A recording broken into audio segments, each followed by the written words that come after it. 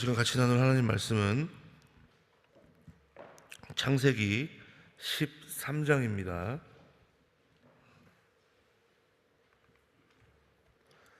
제가 갖고 있는 성경은 구약 성경 29면에 있습니다. 찾으셨으면 아멘. 우리 한 목소리로 합독하시겠습니다. 시작. 아브라함이 애굽에서 나올새 그와 그 아내와 모든 소유며 롯도 함께하여 남방으로 올라가니 아브라함에게 육축과 은금이 풍부하였더라. 그가 남방에서부터 발행하여 베델에 이르며 베델과 아이 사이 전에 장막 쳤던 곳에 이르니 그가 처음으로 단을 쌓은 곳이라. 그가 거기서 여호와의 이름을 불렀더라. 아브라함의 일행 롯도 양과 소와 장막이 있으므로 그 땅이 그들의 동거함을 용납지 못하였으니 곧 그들의 소유가 많아서 동거할 수 없었습니다. 그러므로 아브라함의 가축의 목자와 롯의 가축의 목자가 서로 다투고 또 가나안 사람과 브리스 사람도 그 땅에 거하였는지라. 아브라함이 롯에게 이르되 우리는 한 고륙이라. 나나 너나 내 목자나 내 목자나 서로 다투게 말자. 내 앞에 온 땅이 있지 아니하냐. 나를 떠나라. 내가 좌하면 나는 우하고 내가 우하면 나는 좌하리라. 이에 롯이 눈을 들어 요단들을 바라본즉 소알까지 온 땅에 물이 넉넉하니 여호와께서 소돔과 고모라를 멸하시기 전이었는고로 여호와의 동산 같고 애굽 땅과 같았더라. 그러므로 롯이 요단 온들을 택하고 동으로 옮기니 그들이 서로 떠난지라. 아브라함은 가나안 땅에 거하였고 롯은 평지 성읍들에 머무르며 그 장막을 옮겨 소돔까지 이르렀더라. 소돔 사람은 악하여 여호와 앞에 큰 죄인이었더라. 롯이 아브라함을 떠난 후에 여호와께서 아브라함에게 이르시되 너는 눈을 들어 너 있는 곳에서 동서남북을 바라보라. 보이는 땅을 내가 너와 내 자손에게 주리니 영원히 이르리라. 내가 내 자손으로 땅에 티끌 같게 하리니 사람이 땅에 티끌을 능히 셀 수 있을진데 내 자손도 세리라. 너는 일어나 그 땅을 종과 횡으로 행하여 보라. 내가 그것을 내게 주리라. 이에 아브라함이 장막을 옮겨 헤브론에 있는 마므레 상수리 수풀에 이르러 거하며 거기서 여호와를 위하여 단을 쌓았더라. 아멘. 효와 행복 보시겠습니다. 오늘 제목은 나의 기대를 초월하는 하나님의 약속입니다. 요절 말씀 우리 창세기 13장 15절 읽습니다. 시작. 보이는 땅을 내가 너와 내 자손에게 주리니 영원히 이르리라. 아멘. 하나님의 축복으로 큰 가축대를 거느린 아브라함과 롯은 방목을 위해서 상당히 넓은 농경지가 필요했다. 또한 그 당시에 물이 귀했으므로 더 이상 함께 거하는 것이 어렵게 되었다. 심지어는 아브라함의 목자들과 롯의 목자들끼리 다툼에 벌어지기도 했다.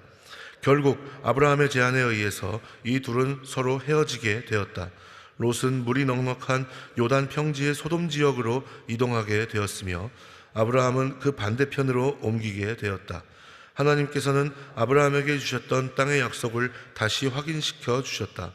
아브라함은 하나님의 말씀에 따라서 동서남북 사방의 땅을 바라보았다. 그리고 모래와 같이 수많은 자손의 모습을 마음속에 그려보았다. 이곳에 그의 자손이 널리 퍼져 살게 될 원대한 꿈도 꾸게 되었다. 이 모든 생각과 행동을 통해서 아브라함은 자손에 대한 꿈을 잉태하였으며 하나님께 대한 믿음을 가지게 되었다. 그리고 그 꿈은 오늘날 이스라엘과 아랍 국가의 현실로 나타나게 된다. 아브라함은 가족의 장래가 걸린 목초지 선택의 기득권을 조카 롯에게 양보하였다. 롯의 선택에 따라 아브라함은 좋은 땅을 대범하게 포기했다. 친척 사이의 평화가 그에게는 더 귀중했기 때문이다. 오늘날 부모님의 유산 분배 문제로 법정 싸움까지 벌이며 형제지간의 의까지 끊고 사는 현대인들에게 이와 같은 아브라함의 태도는 큰 귀감이 된다. 아브라함은 롯에게 풍요의 땅을 양보하고 척박한 광야로 나섰지만 하나님께서는 그가 포기한 것보다 더 풍성한 은혜로 채워주셨음을 기억하자. 할렐루야. 오늘 우리가 읽은 창세기 13장을 보시면 가나안 땅의 심한 기근을 피해서 아브라함 일행은 애굽으로 갔죠. 여기서 아브라함은 아내 사라에 대한 속임수로 인해 애굽 왕 바로의 그런 책망을 듣습니다. 하지만 하나님의 은혜로운 인도하심으로 말미암아 애굽에서 전혀 해를 입지 않았죠. 오히려 그가 갖고 있던 그런 물질, 그가 갖고 있던 소유가 어떻게 됐어요? 더 많아졌죠. 그리고 다시 가나안으로 돌아옵니다. 아브라함은 애굽에서 돌아온 후에 어디로 올라갔어요? 베델로 올라갔죠. 아브라함이 처음으로 제단을 쌓았던 곳이죠. 여기서 여호와의 이름을 불렀다는 말은 제사를 통해, 예배를 통해 하나님께 공식적으로 예배를 드렸다는 겁니다. 아브라함과 롯은 각자가 상당한 가축들을 소유하게 되었어요. 서로가 매우 부유했는데 오히려 그것 때문에 그들이 함께 할 수가 없게 됐어요. 그 일로 인해 아브라함의 목자와 롯의 목자가 서로 다투기도 하였죠. 아브라함은 친족 간의 다툼을 할 생각이 없었어요. 그래서 더 이상 이런 일들을 보고 싶지 않아서 이런 다툼에 대한 근본적인 해결책으로 무엇을 제시했어요? 떨어져 살 것을, 즉 우리가 별거하자라고 그렇게 제시했죠.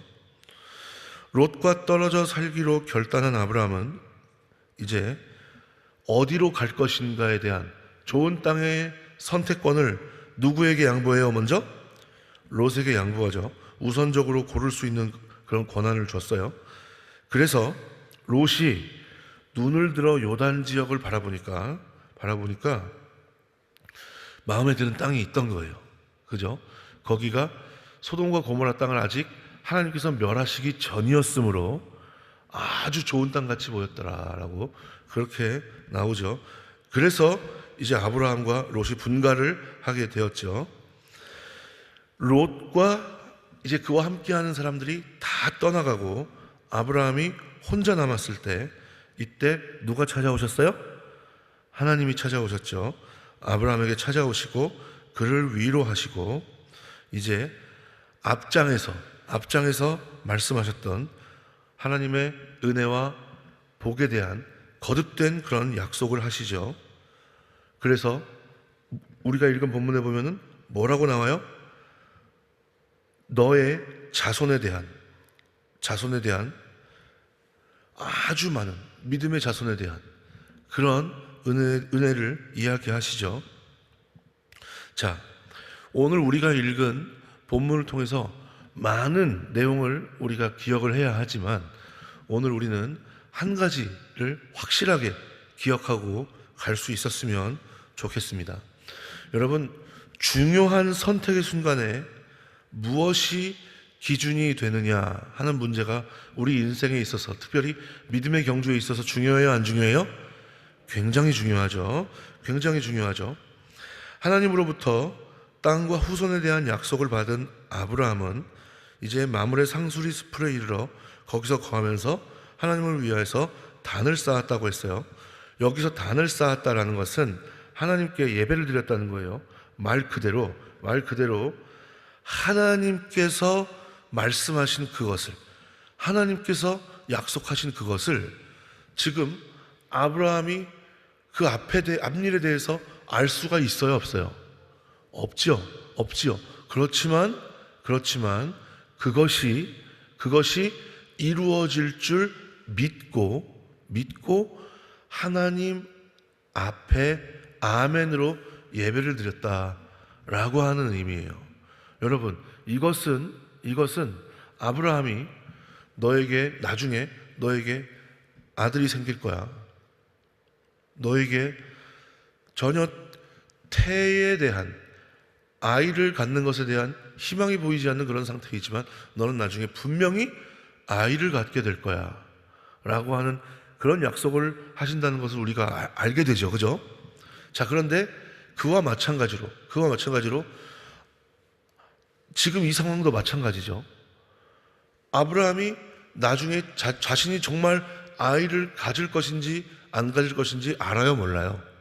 모른다는 거죠. 여기도 지금 하나님의 약속이 그렇게 될 것인지, 그렇게 이루어질 것인지 정말로 현실로 아직 맞닥뜨리지 않은 상태이죠. 그것은 미래의 일이란 말이에요. 그런데 아이를 주시겠다고 하는 그때나 지금이나 아브라함은 하나님께서 보시기에 되면 좋고 아니면 말고, 하나님 장난이 너무 심하시네요, 이런 태도가 아니라 정말 아멘으로 그 말씀을 받아들였다는 것이죠. 지금 현 상황에서 아브라함이 취할 수 있는 가장 중요한 순종의 모습을 보인 줄로 믿습니다. 이것 이상으로 아브라함이 할 수 있는 게 있어요, 없어요? 없다는 거죠. 없다는 거죠. 아이를 갖게 되는 그런 마음의 태도에서부터도 그렇고요, 지금 너에게 내가 한 약속이 이렇게 이루어질 거야 라고 하나님이 말씀하시는 이 상황에서도 솔직히 항상 자식도 없는 상황에서 조카와 같이 함께 했는데 그 조카와 함께하는 그 상황이 어쩔 수 없이 분가하게 되는 이 상황이 여러분 좋아요, 안 좋아요?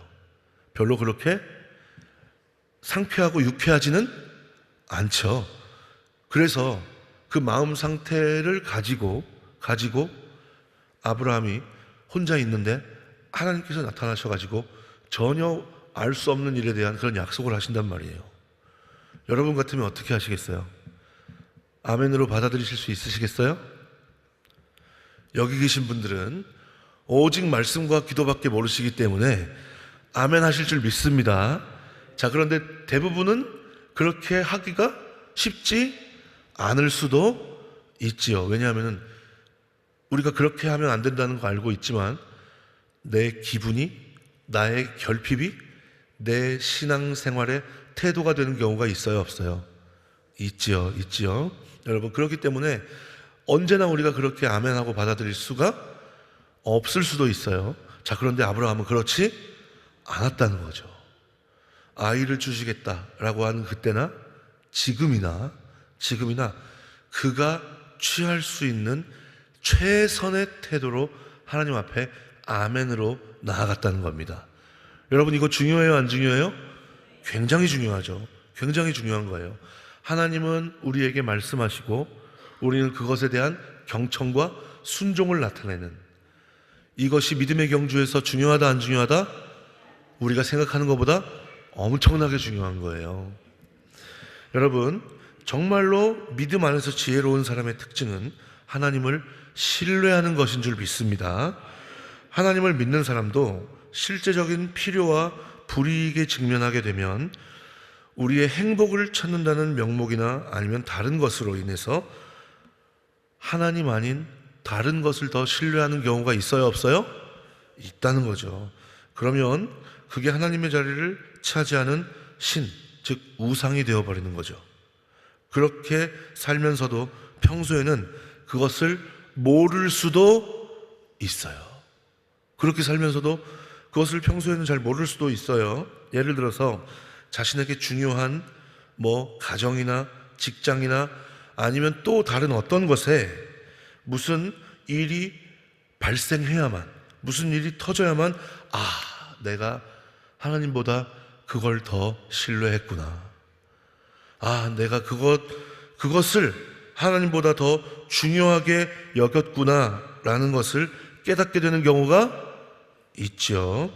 자, 여러분, 이것이 하나님을 신뢰한다는 것과 무슨 관계가 있을까요? 모든 면에서 관계가 있는 줄 믿습니다. 마음에 품은 사실상의 신뢰의 대상에는 많은 우리의 감정이 과다하게, 과잉으로 따라붙게 되어 있지요. 그 대상이 직업이든 재물이든 배우자든 자녀든 무슨 애인이든 마찬가지인 줄로 믿습니다. 왜냐하면 그것을 우리가 더 아끼고 사랑하기 때문에 그런 거예요. 그 대상이 위태로워지면 우리가 생각하는 것보다 훨씬 더 지나친 동요와 불안과 분노와 낙심에 빠지게 되는 경우도 있지요.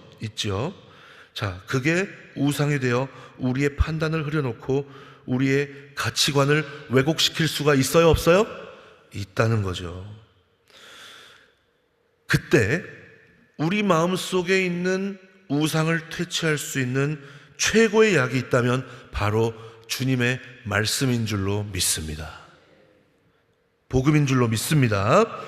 하나님의 사랑과 공의로우심으로 예수님의 순종으로 우리가 주님의 자녀가 되었다는 사실을 믿는 믿음이 있다면 주님의 뜻과 상관없는 세상적인 가치 기준에 따른 성공과 그런 성취 등의 행위로 우리 스스로 의로워질 필요가 있어요, 없어요? 그것은 저 멀리 치워버려야 하는 것이죠. 우리는 주님을 신뢰하며 걸어가는 길에 마주하게 되는 이해타산이라는 계산을 하게 만드는 사단과의 영적 전쟁에서 승리해야 할 줄로 믿습니다. 여러분, 우리가 꼭 그렇게 될 수 있었으면 좋겠습니다. 아브라함이 갈 바를 알지 못하는 상황에서도 본토와 친척과 아비집을 떠났던 것처럼 주님께서 약속하시는 그 순간에 전혀 앞날을 알 수 없는 그런 상황이고 하나님의 말씀만 주어졌지만 그 말씀 붙들고 아멘으로 주님을 경외하며 신뢰하며 예배를 드릴 수 있었던 것처럼 우리도 우리 믿음의 경주에서 이해타산이라는 계산을 하게 만드는, 다른 것을 더 신뢰하게 만드는 악한 마귀 사단과의 영적 전쟁 가운데에서 승리할 수 있는 저와 여러분들이 되시기를 주님의 이름으로 간절히 부탁을 드리겠습니다. 아브라함이 처음부터 이삭을 드릴 수 있는 믿음이 아니었다는 것을 우리는 알아야 돼요. 이런 작은 일에서부터 하나하나 체험적인 믿음의 증거들이 쌓여 나아갈 때 아브라함은 이삭을 드릴 수 있는 믿음의 분량까지 성장하게 된 줄로 믿습니다. 여러분, 우리도 그렇게 될 수 있었으면 좋겠습니다.